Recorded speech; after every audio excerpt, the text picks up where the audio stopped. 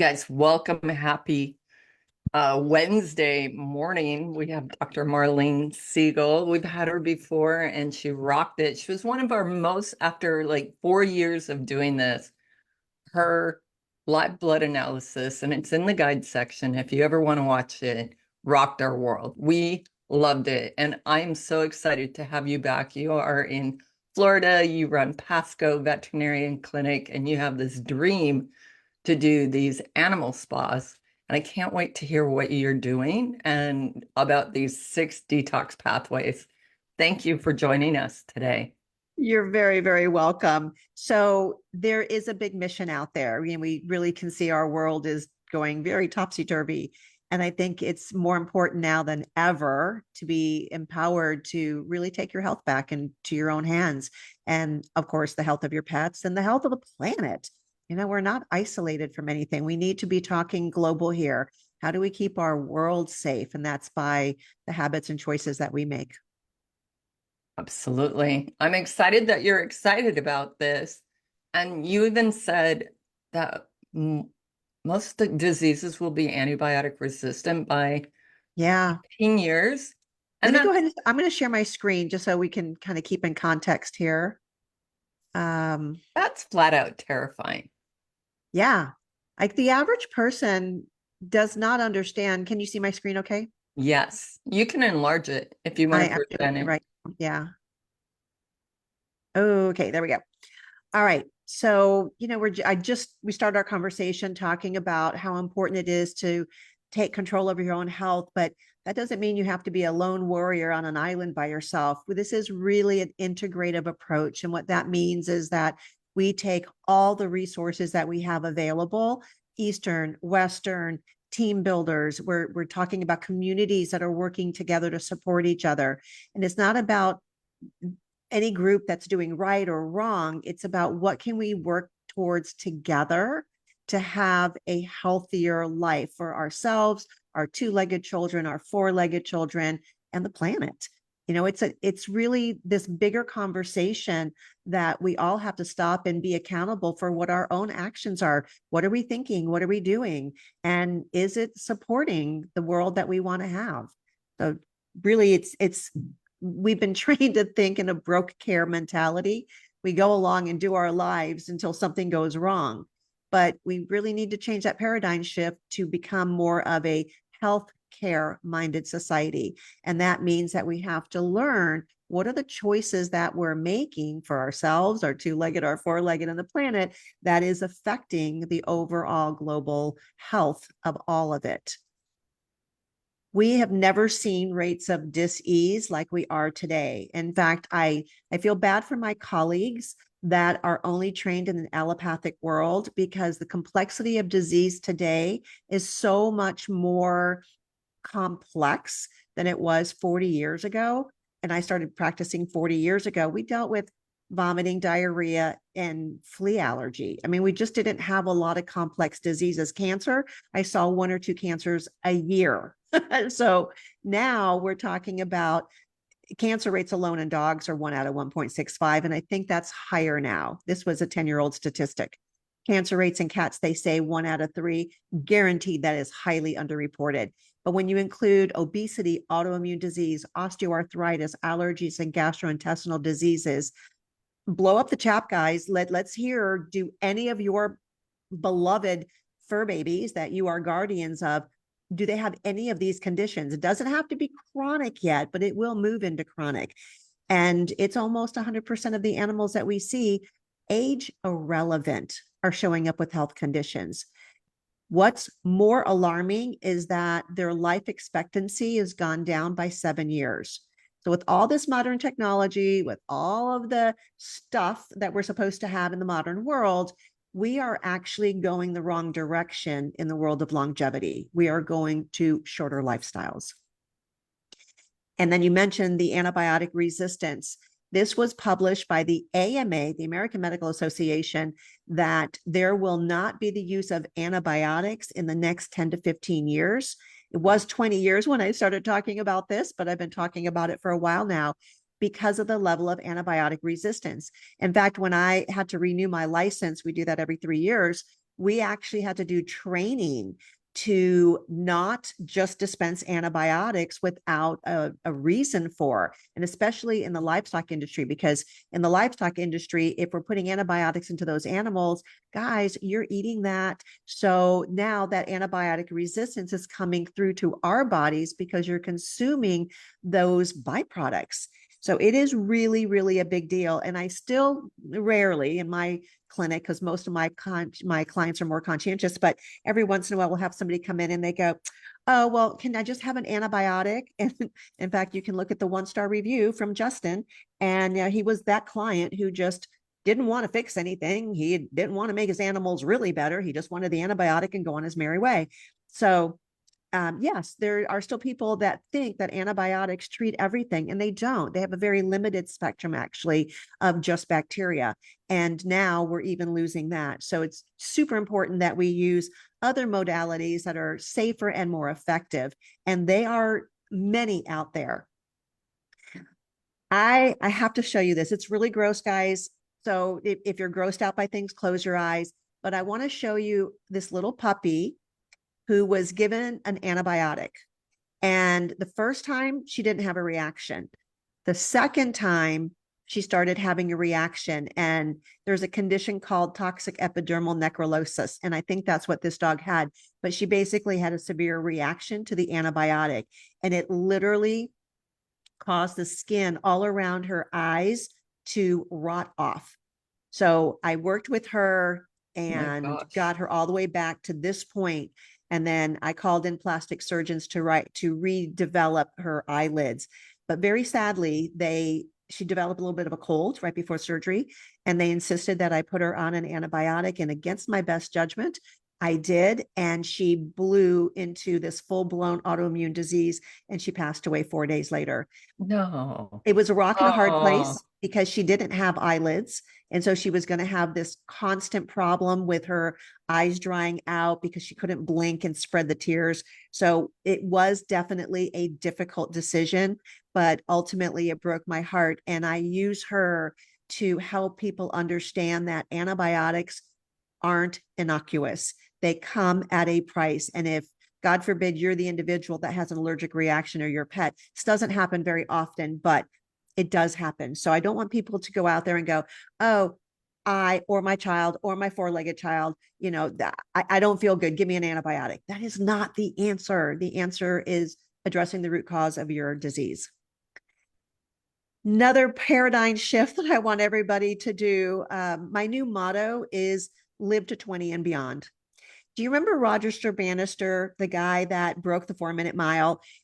For many, many, many, many, many years, nobody could break that 4-minute mile. And then Roger Bannister breaks the 4-minute mile. And it wasn't just weeks after he did that other people were able to break the 4-minute mile. Why? Because it's our belief system.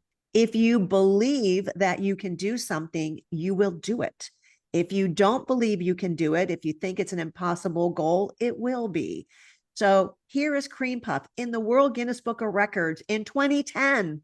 We're still talking 15 years ago. She lived to be 38 years and 3 days. Same owner, plumber in Texas, was feeding kibble, but for whatever reason, he gave these animals a lot of love. And he had another cat that lived to be 34. This is Maggie, 30 years in Australia. She worked on a dairy farm.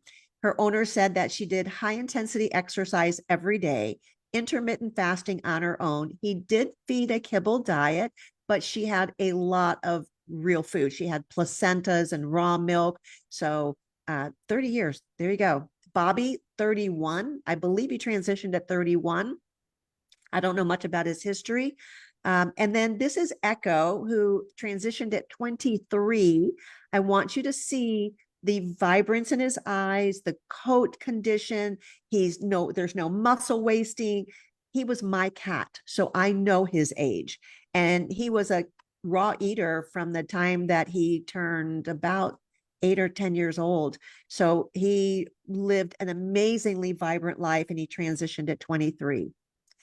amazing. That cat looks so healthy. Exactly. And he was 22, almost turning 23 in that picture. I was packing for That's a conference and he got in my incredible. suitcase. I'm telling you, and just as active and vibrant as you can ask for. I'm using Rufian as an example of why you need to use Western medicine and why we need to have good workups. Test, don't guess. She was an intact female dog. So for a lot of pet parents, you're going to be thinking pyometria when I tell you the story, but she wasn't. So she came into an emergency clinic for acute vomiting. She wasn't eating. ADR means ain't doing right. She didn't feel good. They did not do a thorough workup on this dog. They did a quick ultrasound thinking she had an infected uterus. They did not find that, but they didn't do any further workup. She came to me 4 days later. Her white blood cell count was over 47,000, which is exceedingly high. And she was having some kidney issues, probably dehydration. I also thought maybe it was a PIO, so I did a thorough workup, including an abdominal ultrasound of the entire abdomen. And to my shock, and I've never diagnosed this before, she had a kidney stone. And that kidney stone had traveled down into the ureter and had blocked the rest of the ureter. So that kidney was dying inside of her. It was just spewing out pus. I did send her to the University of Florida to see if we could save the kidney, and they could not. They told the owner it would be over $10,000 to remove the kidney.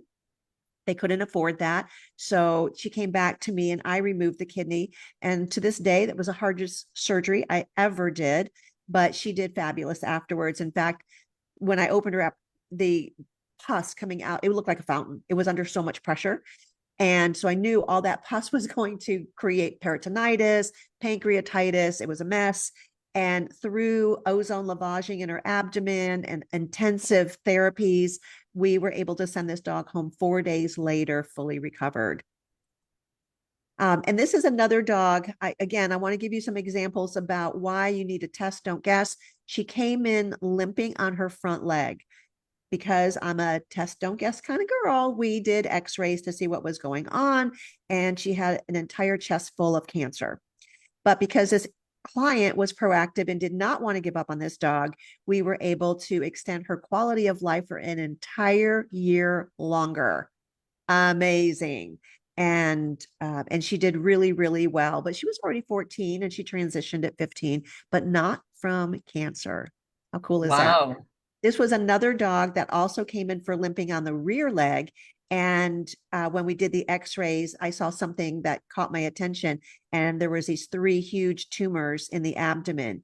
This owner chose not to do any workup or therapeutics. And they presented literally 2 weeks later for euthanasia because her quality of life had deteriorated so dramatically.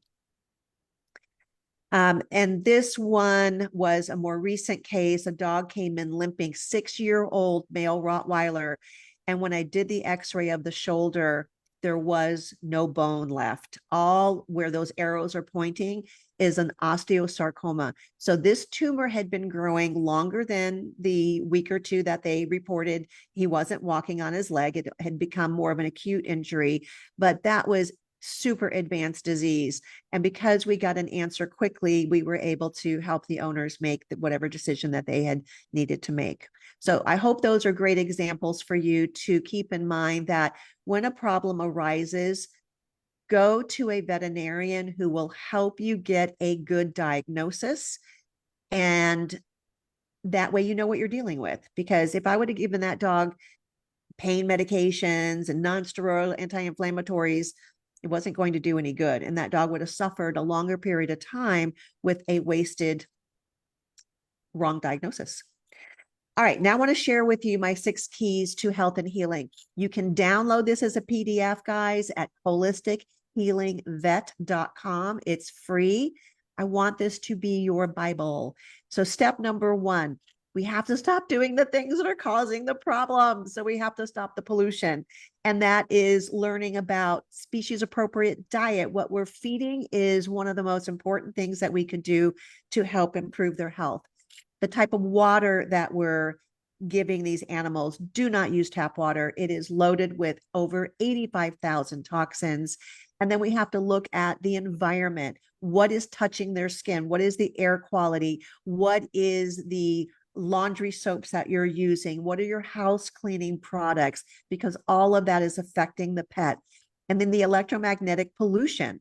Like, we are not appreciating how much 5G is decimating our health. It is huge. I had an issue where I didn't have a 5G meter up until very recently, and the my utilities company said we're going to put a meter on your house, and if I didn't put the meter on, they were going to remove my solar program because I have solar. Well, my solar bill really saves me a lot of money. So I had made a Faraday cage and I was going to put that on the agreed date that they were going to install my meter. Unbeknownst to me, they jumped my fence 2 weeks earlier and put the meter on, and my health plummeted. And I was having heart arrhythmias. I was monitoring my deep sleep because I was doing a EMF study for the company that makes some of my EMF protection. And I had zero deep sleep. I had very poor sleep overall. And then when they came out to put the meter on, the guy said, "Oh, I don't understand. You have a meter. It's the wrong one, but you have one." And as soon as I discovered that, I put the Faraday cage on. My arrhythmias were gone within 8 hours. However, it took me 3 months of diligent work to recover my adrenal glands. So it is a big deal, guys. And I have a lot of information on how to find out what your EMF problems are and how to mitigate it. But the last thing on the pollution is the ants in our brains. And this is, I will argue, almost as important as anything else we do in our life, and that are the automatic negative thoughts. So people ask me, how is it that at my age, I am still so vibrant and out there and doing everything? And the answer is my mindset. Plus, of course, I take care of my body, but I'm almost 70 years old and I refuse to age ungracefully. I check my biomarkers, and my biomarkers are a body of a 50-year-old. And it's because I have the mindset and then the lifestyle to support that. So, gratitude. Start your day with gratitude.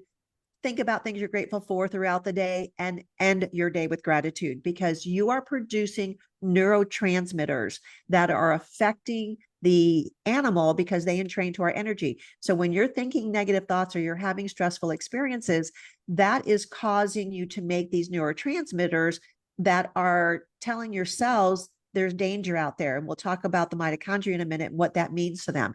So super, super important. Number two, we have to supply all the essential nutrients that the body needs to do its job. We are a machine. And if your car didn't have gasoline, it wouldn't run. Don't be disillusioned by the fact that our bodies continue to run despite the fact that they're missing things and they're toxic, because we are designed to survive.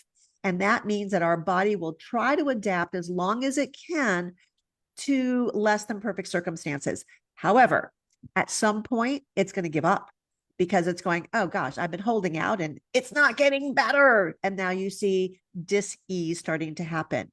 Number three, you have to heal the leaky gut. And number four is detoxification of the six organs of elimination, which is my detox centers.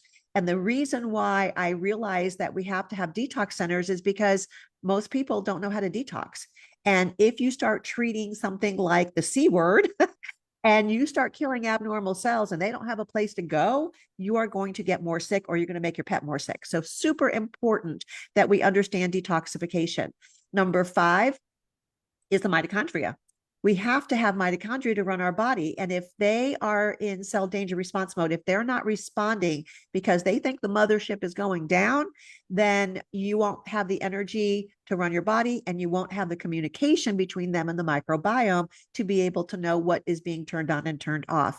And then number six, last but not least, is clearing those trapped emotions, those stinking thinking things that we have going through our mind that are causing us to be in the past and in the future, but not in the present. So once we recognize what our limiting beliefs are, what our trapped emotions are, then we can heal that and put them in the past.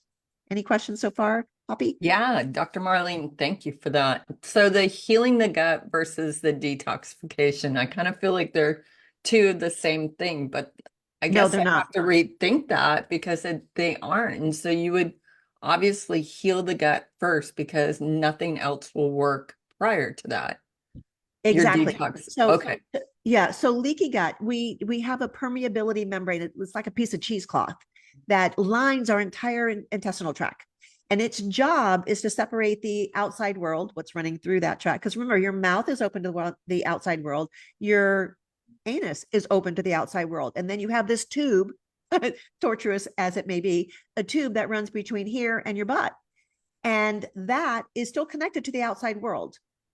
But what we want to do is break down our food into the right molecular size so that it can come through that cheesecloth membrane, be transported to the liver, where all of those nutrients are then formed into repair and growth and all the things that we need in order to be a functional body. And then all the things that are not appropriate to come into the body are supposed to be filtered through that cheesecloth lining.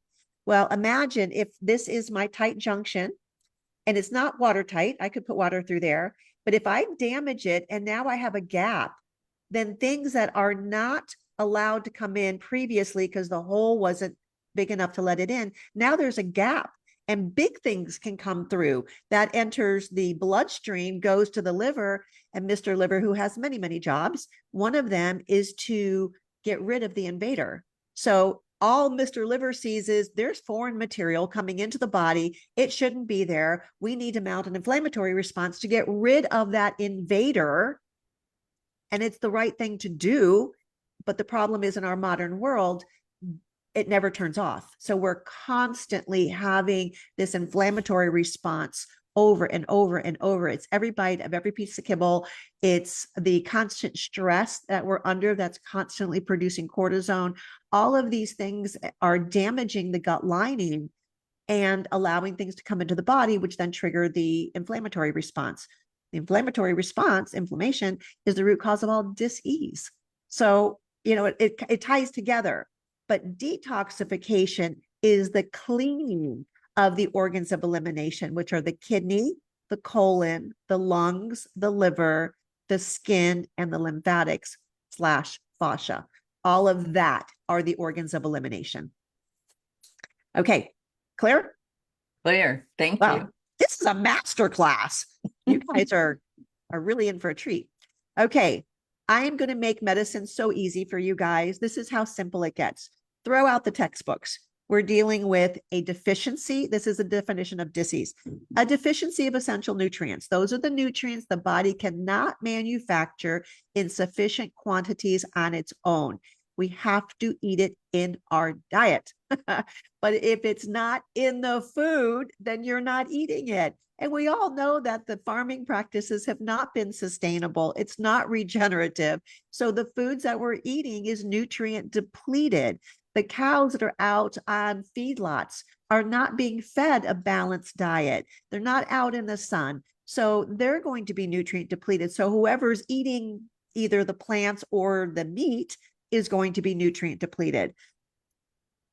The other side of that equation are the excess and toxins. And we just talked about this excess of toxicity in the food and the water, the preservatives, the genetically modified ingredients. Your body's trying to filter that and deal with it. And if it can't get rid of it, then it's going to store it. And the biggest thing that causes problems are synthetic nutrients. And a lot of these pet foods, because they're required to have a complete and balanced profile, they're adding synthetic vitamins and minerals and fatty acids that are rancid to these diets. So it by label looks like it's good, but your body's going, what the heck? I don't know what to do with that. And if it can't get rid of something, it's going to store it in the fat. And then, of course, what we're really dealing with is a combination of deficiency and toxicity and mitochondrial dysfunction. So my entire medical program is designed around how to fix those 6 steps and to make up the deficiencies and toxicities. So I literally test for the deficiencies and toxicities. Then we have the means to fix it. So on my store site, that's what I focus on. You can go out on the internet and there's a plethora of information. There's so many things that they talk about. Turmeric, it's good for this and that. And yes, I put turmeric and ginger in my diet every day. But this isn't about slapping spaghetti on the wall and seeing what sticks. What I've done is I focused on those essential nutrients, the vitamins, minerals, fatty acids in a plant-based form. They're not rancid and they don't have mercury. and the amino acids. Then we work on the detoxification through our spa centers. And now the body can start going back and doing its job. All of the problems lead to mitochondrial dysfunction, and then the body can't do its job. So it's really not hard. I don't care what the name of the diseases is, it's going to have a root in either deficiency and or toxicity and some form of mitochondrial dysfunction. And then we usually have some trapped emotions associated with that. So just really Also, briefly, go I've ahead. also heard that dehydration or lack of quality of water can be a contributor. Humongous. I will mention that in a moment. Absolutely. But let's start with food. Because I had in my 6 steps, it's food and water, step 1 and step 2. But we can no longer ignore the fact that we are not feeding a species appropriate diet. And that is not taking a piece of meat from your local grocery store and throwing it on the floor for your pet to eat. It is about creating a balanced diet of meat, fat, bone, and organ meat, and then the essential nutrients. And that's how simple it gets. Now, how to do that requires a little bit more in the way of coaching and education. But I think the first thing that I want to point out is that even the big box companies now in 2024 are starting to recognize that not only is it consumer demand, so go moms and dads, because our demand for real food for our pets is now pushing the industries to where we have I have a raw company. So we have a lot of different companies that are coming in with a raw diet or a fresh food diet. They're not all equal. So you still have to understand what does make a good diet. And the big box companies, I just heard Royal Canin bought Nom Nom. So they understand that the demand is going, the consumer demand is going to push the industry. So the more we quit buying the toxic things, and that applies to everything in our lives. If you are going to a restaurant, don't eat the food they give you. Ask for a diet that, or a meal that isn't cooked in canola oil and doesn't have soybean oil and doesn't have gluten in it. You have to start asking and demanding, otherwise they won't give it to us. So same thing with the foods for our pets. When they start losing market share, they will very quickly come up with better diets. Cats are obligate carnivores. Dogs are scavenger carnivores because they have learned to adapt to man's environment. But cats are still obligate carnivores. It's even on the American Veterinary Cat Society page of feline practitioners that they are obligate carnivores. They have no dietary requirement for carbohydrates. Their biologically species appropriate diet is the composition of a mouse. Now, that doesn't mean you go catch mice and feed them to your cat, but my point is they shouldn't be eating a diet that's 40 to 60% sugar, a kibble, and a canned food, period. So these are what we need to have. And I'm going to get into structured water here in a couple of minutes. Here we go. So all water is not water. We know that we've been told we are made up of 70% water. Our pets are made of 70% water. But what is the form of that water? It's actually in a gel phase. And Dr. Gerald Pollack from the University of Washington, you can look him up. He has tons of YouTube and lectures out there. And this gel phase is what we call structured water. It has a lot of different names: coherent water, exclusion zone water. He calls it easy water, exclusion zone, because what happens is in this exclusion zone, it has a polarity, a charge. And when that charge expands, it pushes all the other solutes out into what is called bulk water. This is what it looks like in a live blood study. So imagine the round thing is your red blood cell. And around that red blood cell is the zone of structured water or easy water, and it has a negative charge. When that charge expands, it pushes everything else out into the bulk water, which is represented by the positive charge. That's very healthy. But what we see, these are all the different names for it, but what we see is that when that zone collapses, we get what's called rouleau or sticky cells. Now, this is how water gets into your cell. So you may be thinking you're drinking lots of water or you're giving your pet all this water, but if it's not structured, it cannot get into the little aquaporin that is the membrane of your cell that allows water to come in. So now you have these unstructured water particles, which are different sizes, and it can't come in. So your cell remains dehydrated. Very important. Water from the refrigerator. I have so many people say, oh, but I give my animal the filtered water from the refrigerator. No, guys, that is filtered for chlorine and for iron. It is not filtering it and structuring it. Plastic bottle waters, even worse. One, you don't know the quality of the water going into the plastic bottle, but more so in the bottling process, it adds over 24,000 more toxic chemicals. Not to mention, of course, all the plastic and that getting into the landfills and all that issue. So don't buy that. But these are just a smattering of the toxins that we see in tap water or bottled water. So reverse osmosis water, I initially thought that that was going to be the way to go. No, it's dead water. And distilled water, not so bad.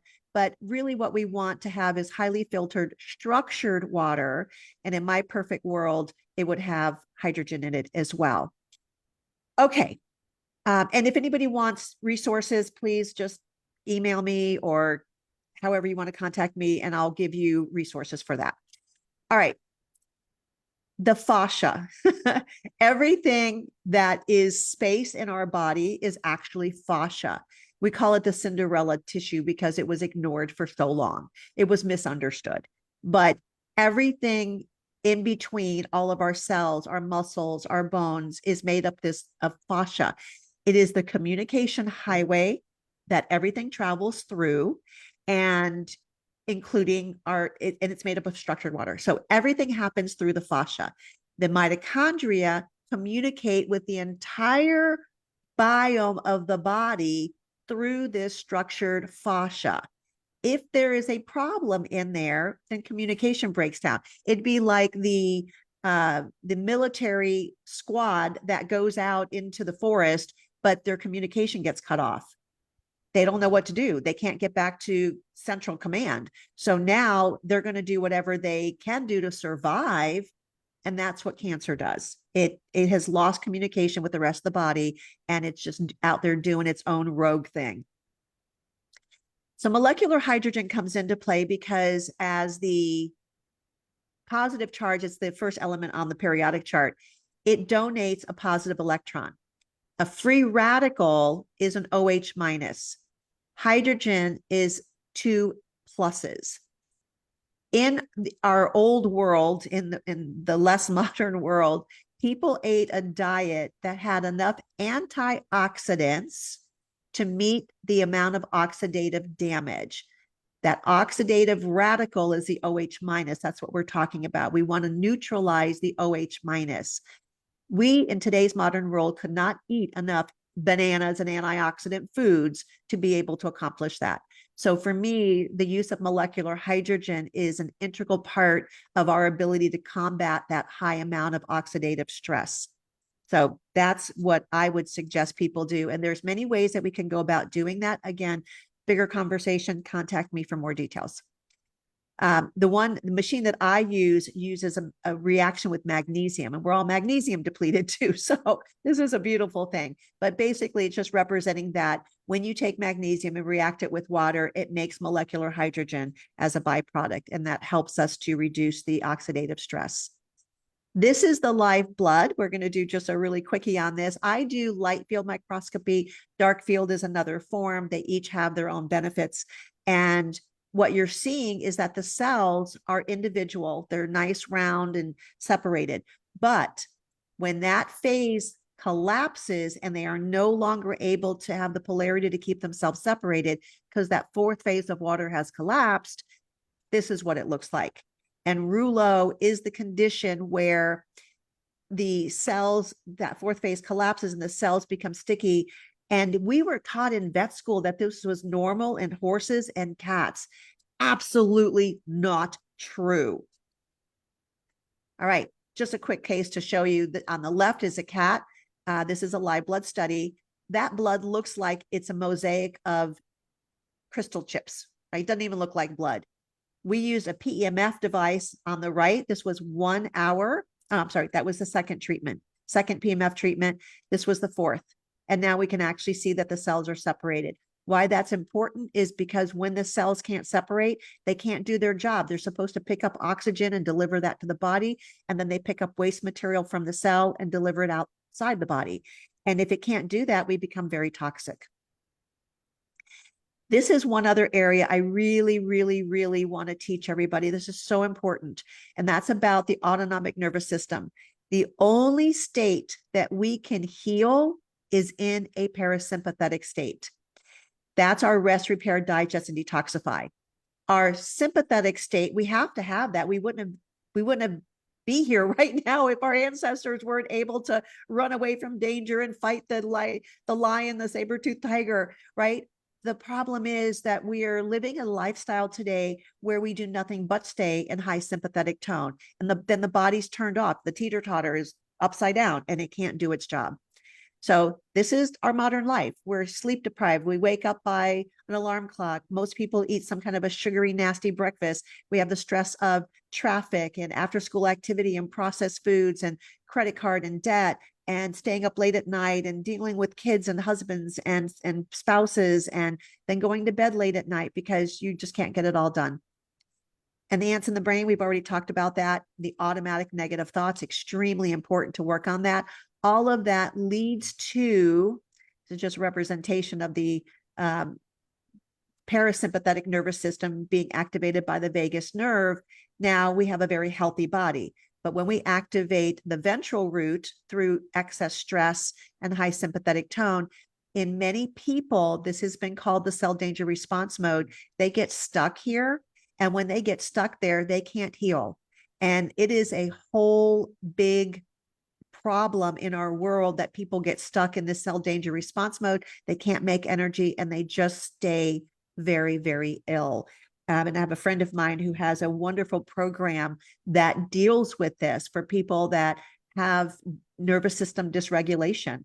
So again, if you have a problem, contact me and I will put you together with this beautiful woman who has a online program that deals with people all around the world. Dr. Marlene, is there Yes. any way to tell that the vagus nerve is being overstimulated? Like, is there any diagnostic or anything like that? Not really a diagnostic, but clinical symptoms. You can't get better.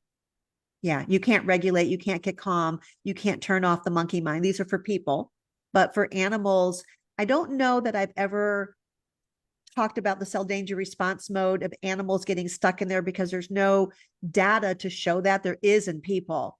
But if the owners are stuck in cell danger response mode, what we do see is that the animals are struggling. So I think there is a correlation there. That's what I needed to hear. Thank you. Yeah, there's definitely a correlation. Animals, well, we could do hours on talking about the spiritual aspects of pets in our lives, but they send messages, they reflect, they give us the mirror to look at so that we will do things for them that we wouldn't do for ourselves. So this is something I also want people to be aware of. This is a little dog that came in. He was around 12, 14 years old, and he just was ADR. He wasn't acting right. So the owner allowed me to do a thorough workup. And I noticed that his spine, I mean, look at the area between, he looks like he's an S curve on a road. And that was not positional, meaning we had him in a trough. He was relaxed. We had a person at the feet and a person at the front. We were stretching him out. We have a plumb line that goes down the center of the body so we can see, he looks straight from the outside, but look at his spine. And then we did thermography, which allows us to see where inflammation is or a lack of circulation, either one. And we could see that he had all this inflammation right in the same region where the curve is. So we were able to treat him. And after doing the treatment, his back is straight, the same dog, and all the inflammation is gone. So for veterinarians who may watch this, I want you to know this is not positional. This is real. And most traditional veterinarians will not acknowledge that as a problem. But the fascia is now gripping and pulling, and it's pulling from the left is on our right. So I have a little L that shows you the left side of the dog. So the fascia is gripping, and that the arrow that's on the left-hand side or the right side of the body, but the left of what we're looking at, And you see where it's going like this kind of a curve. This is the fascia gripping and pulling down and trying to stabilize that animal. So chiropractic work and fascia release fixes this. Wow. That's Yeah, good. that is a wow, right? Now, here's another point I want to make. We are seeing deficiencies in animals under a year of age. So don't wait till your animal is 14 and 15 years old and it has had a lifetime of chronicity. We're seeing this in young animals. This is a little dog that was 4 months old, began limping. Owners thought it was just because she was playing with a sibling, but it didn't get better. They went to the vet. The vet gave it a terrible diagnosis of avascular necrosis of the hip, put them on non-steroidals. It didn't get better. I see the animal and I do a thorough workup. And right now, just looking at this, 5 significant heavy metals in this dog: cobalt, super high in this dog. Cobalt is the center of a B12 molecule. Why would it be showing up in here? This dog doesn't have a cobalt implant. It's the synthetic vitamin B12 that is being added to so many pet foods, and the body can't synthesize it. So that cobalt molecule is just getting stuck in the body. And then the deficiencies in this dog: low in copper, super high in zinc. So super high, super low, neither one is good. We have to have balance. Who does your testing? Say it again. Who does the testing?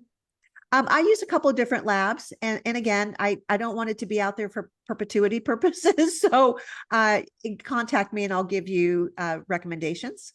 Great. And then here, this is a 4-month-old dog, deficient in vitamin D and magnesium, and already positive for osteoarthritis.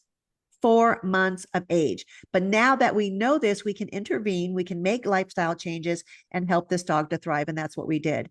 This was a dog that was 13 months old, presented with a skin rash.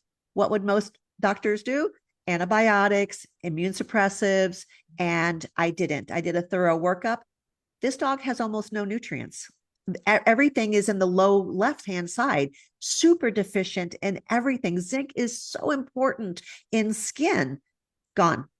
And this dog, very insufficient vitamin D, very high osteoarthritis at a year of age. And the TK1 is a marker for both osteoarthritis, cancer, and Lyme's disease. Very, very high. 1 year of age. Look at the metals on this dog: super high, cobalt high again. We're seeing that. And Antimony antimony high. twice. Yeah. Yeah. Yeah. So we're seeing this. The problem is, if you're not testing, you're guessing and you're ignoring very important data that would actually help the body go back to functioning. So now we're going to talk about how do we make it work? How are we doing on time? We're Great. quite a bit in, but all right, I'll burn through this a little faster. So pulse electromagnetic frequencies, they are not all the same. There are a gazillion companies out there now that are using PEMF devices. I trained under one of the most original founders in PEMF devices, and he worked with machines that created picotesla frequencies, the same frequencies that resonate in our body, very, very low frequencies. And that's what I recommend. So if you're looking at PEMF devices, find out if they are high frequencies or low frequencies. But here we have everybody's just sitting in there. The people get to enjoy it. That's my technicians in there with their patients getting a beautiful PEMF treatment and being able to go into a parasympathetic state. This is Dr. PJ Broadfoot. She said I could use her picture. We were at a trade show, and it's a noisy floor. There's a lot going on, and she was sound asleep. That's what happens when you go into a parasympathetic state. Now, let me show you what that looks like in a dog. In this dog, we used sound frequency. Again, you can just call me and I'll give you recommendations. But I go to make an adjustment. The dog was ADR. I had taken x-rays. I saw that his spine was out of alignment, and she just can't hold him. We don't want animals to have a terrible experience. So I play the sound frequency, and we have been playing it now for 3 minutes. 3 minutes. And the dog is already laid down. Watch his eyes. They're getting very heavy. He's blinking like he can't keep his eyes open. He's going to do a big yawn, and then he's going to put his head down. This is the same dog 3 minutes later. If that isn't proof positive that frequency, which we are frequency. That's all we are, is big frequency. So now he's in training to the music. And now I can adjust him and we're not having to manhandle him. That is just amazing. What's your frequency? Um, Again, there's special devices that are available for customer use, client use, and I'll give you links to everything afterwards. I just don't, things change, and this is going to be out on Facebook forever and ever. So I just want to make sure that we stay current, because sometimes we may go to a different thing. All right, so before adjustment of his back, and now you can see the after. That's just a dramatic change. This is Chirp. He came to me when he was a baby. He had split his lower beak, like right in half. They had taken him to several veterinarians, including a referral center. They were told to euthanize the bird because he could never live with his beak split like that. Well, 23 years later, I've been treating him, and his beak overgrows, and it grows, like, if you don't trim it, it'll go right into his neck. And so he comes in every 3 to 4 months and we trim his beak. But look at the stink eye, right? He's looking at me going, I'm going to get you. So as I play the video, this was also done with the same music frequency. Listen to him.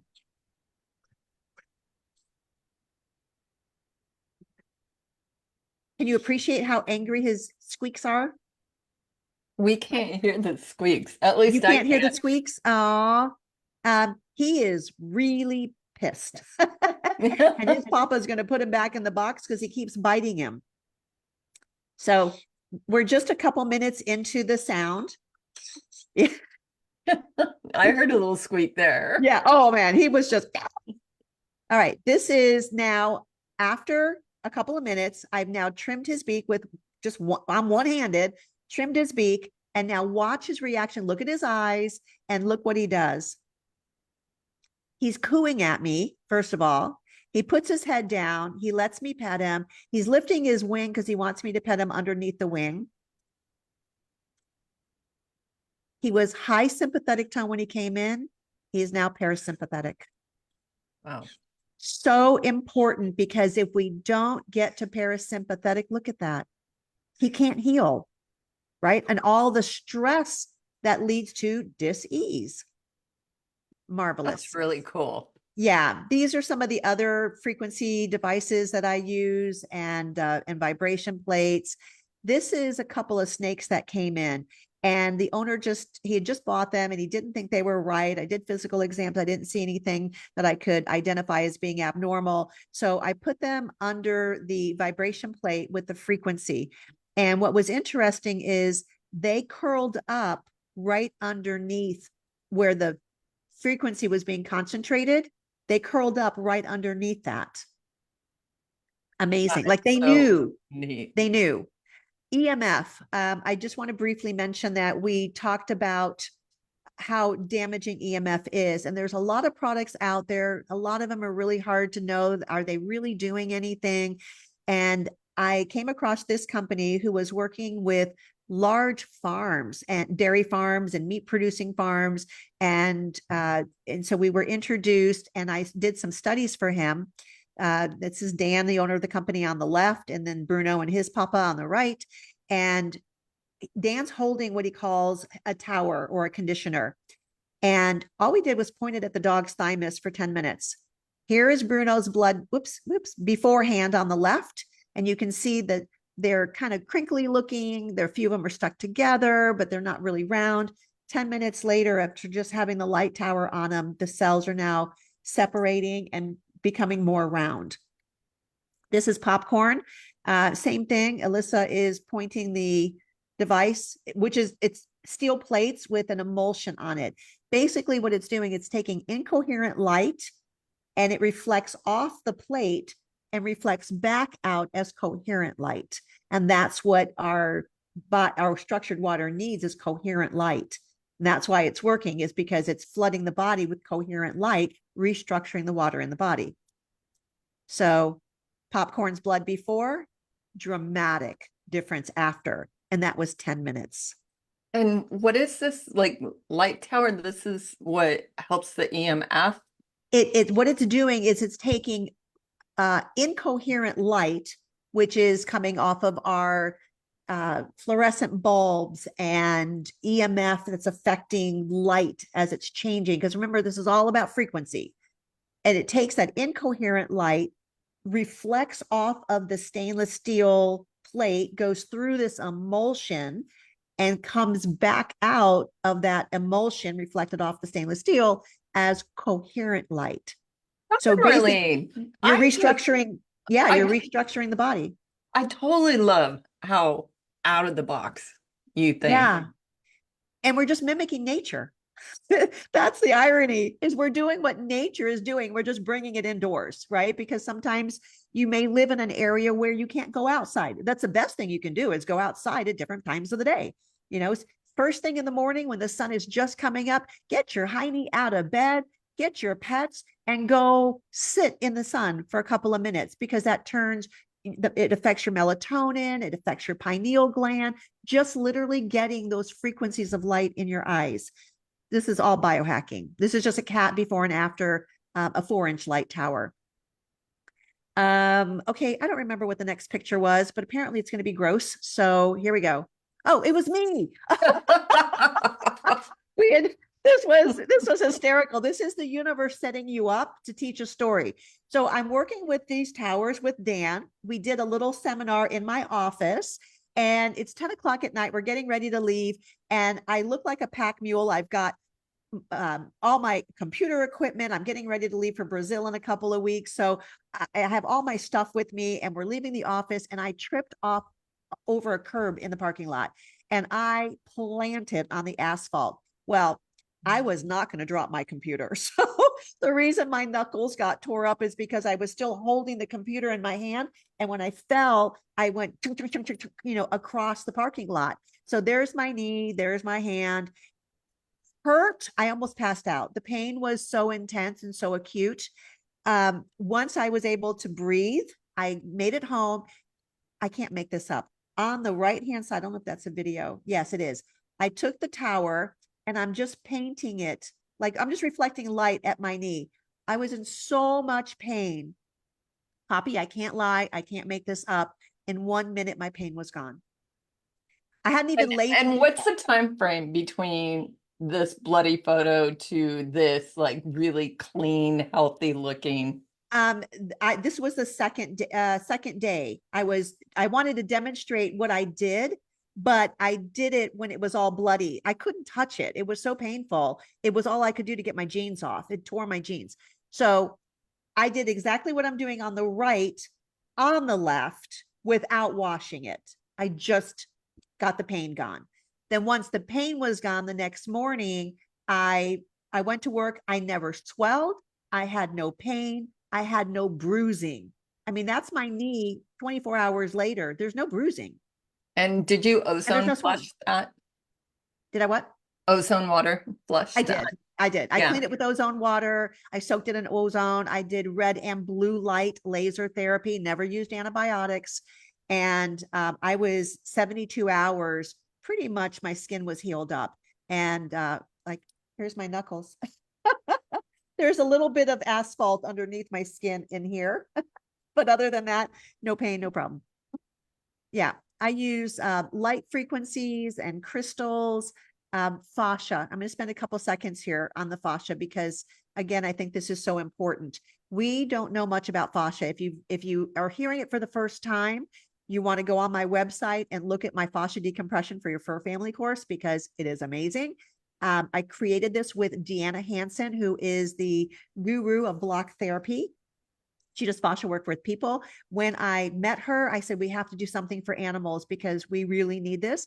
And we did. We worked for 6 months. She was in Canada and I was in Florida. We worked off of a Zoom camera and I would have a case and she would look at it. We would explain what was going on and we videoed what she would teach me to do. And now we have this whole course. So just going to go fast here. This is Kuda, 4 years old, came in because he had a growth on his knee, which was a little benign tumor, and I was going to take it off. But the owner mentioned that at 4 years of age, he was starting to have problems limping on his left hind leg. And so I looked at him now that I'm aware of fascia, and I just pointed out all the different things that told me that he had fascia issues. His tail is pulled a little bit to the right. His left foot is, we call it the flat tire. It's kind of pointed out, and you can see that he's not weight bearing normally. But the real important part is looking at all of the areas on his body where it's gripping down. So everywhere where you see this line is where the fascia is gripping down. So this is a video. So all of that where I'm pointing out all those ridges, that's all fascia compression.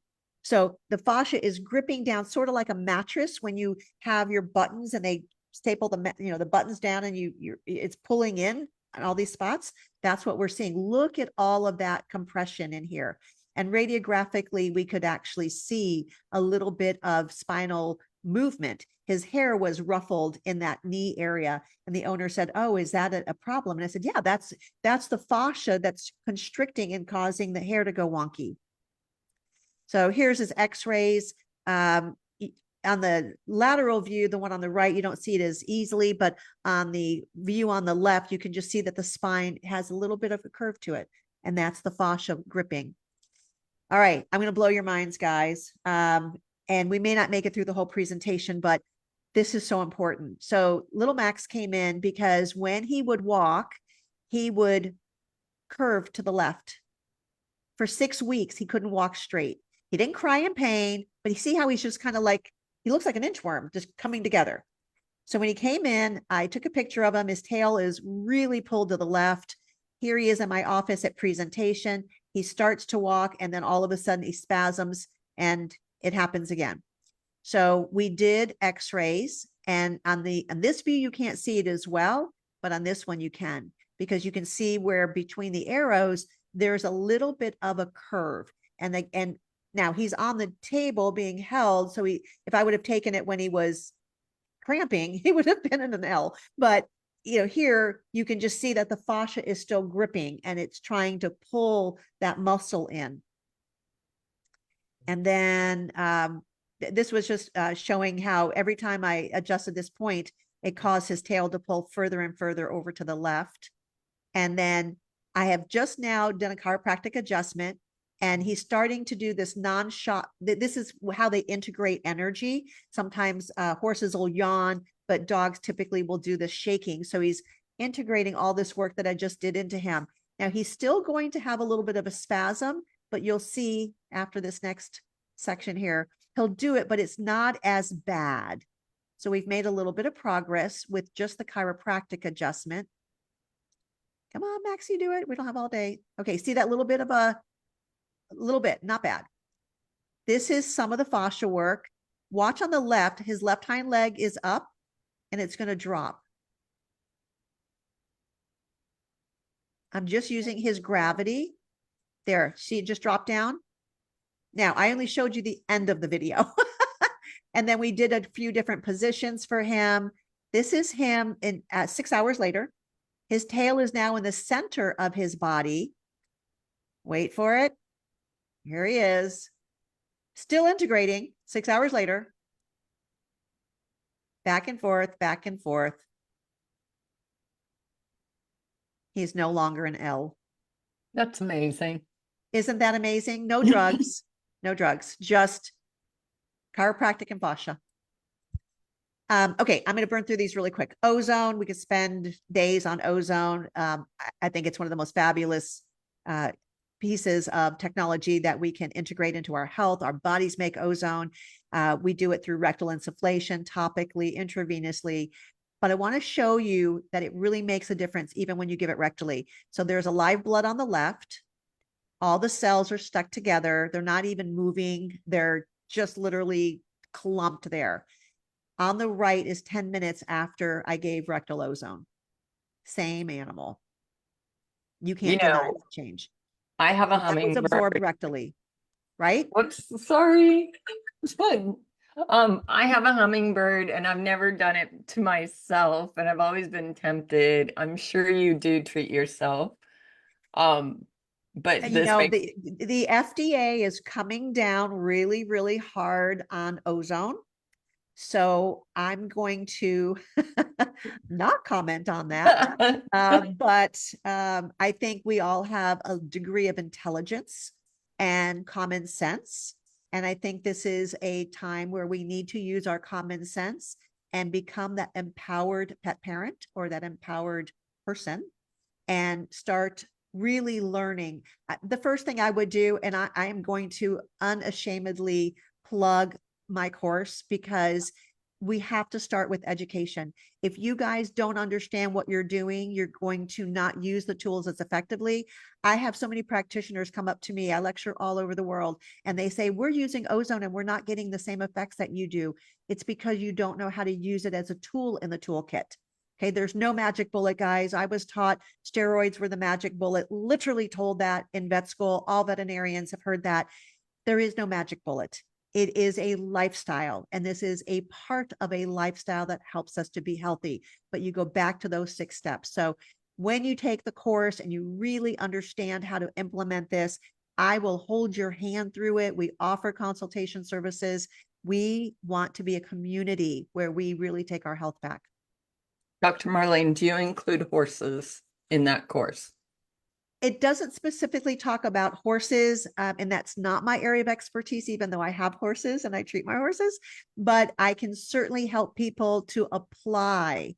So I still think the principles are the same, even though I'm not mentioning the horse, toxins, species appropriate diet. There's everything is applicable. We just have to substitute the word horse in there. Maybe you can help me do a horse one, puppy. Oh, that'd be awesome. I would Yeah, love maybe that. we'll create another course for horse owners. Okay, Yeah. let's do that.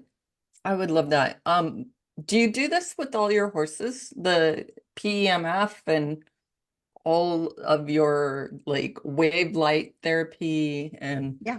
the Yeah. of course the fascia release. Yeah, absolutely. Absolutely. So we do full spectrum infrared. I'm a fan of nature and the universe. So I figured, well, if the sun has full spectrum, then why wouldn't we use that? I don't think the sun has full spectrum as an accident. I don't think there's any wasted energy there. So let's follow the model. Lymphatic therapy. This is another area that is, to me, the liver and the lymphatics are just the 2 most important organs of elimination. So we do lymphatic therapy, again, so overlooked, but we do lymphatic and fascia together. So I do the lymphatic because it requires special training in a machine, but the pet owner does the fascia at home. Like, we literally gave you a course how to do it. It's on my website. It's amazing. Okay. Move. Okay, here we go. This is just talking a little bit more about the importance of the lymphatics. We were taught that we have lymph nodes and they make T lymphocytes. Yes, but they're also the primary organ of detoxification and what the immune system uses to boost. After we do that, we do a foot detox bath. This is with electrolysis. It pulls out heavy metals. If they're little, we just do the whole animal in the bed. If they're not, then we just put the front feet in. That is so amazing. I've never seen that. I can't wait to try that. Yeah, it's amazing. And again, not all companies are equal. We have spent years vetting the right companies and the support. So happy to share links. Hyperbaric oxygen, again, I just can't speak enough about it. It's so important. And I do encourage people to do this at home.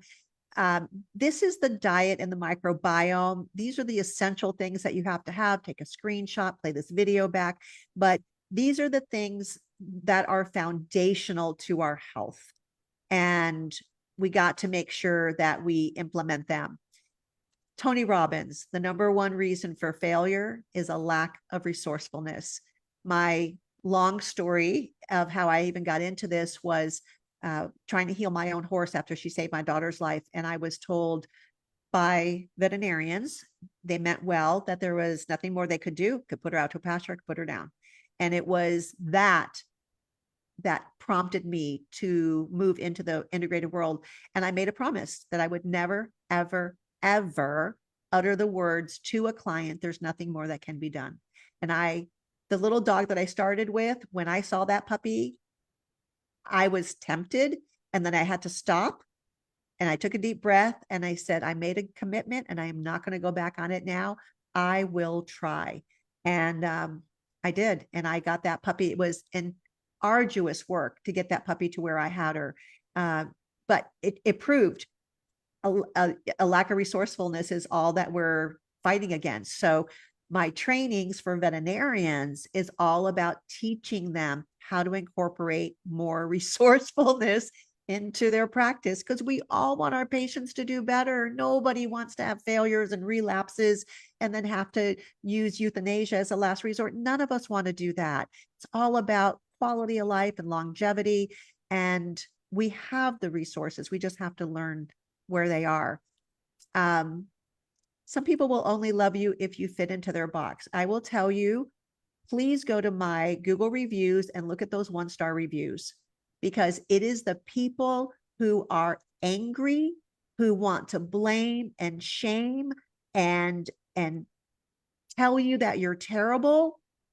And the reason I'm saying this is so important for veterinarians, we have the highest rate of suicide of any industry in the world. And it's because we have so much compassion and we want to do so much good. And I'm speaking to you veterinarians right now that it's okay that you don't please everybody. It's okay to disappoint people when they don't get you. Do your job anyway. You go out there and you step out of that box and you heal those animals the way we came here to be healers. I can't make that an easier statement. Don't let other people define you because of their limited beliefs and their limited consciousness. And for you pet owners, I already know I'm speaking to our tribe, because you are looking for us veterinarians who will step out of that box, who will provide the solutions.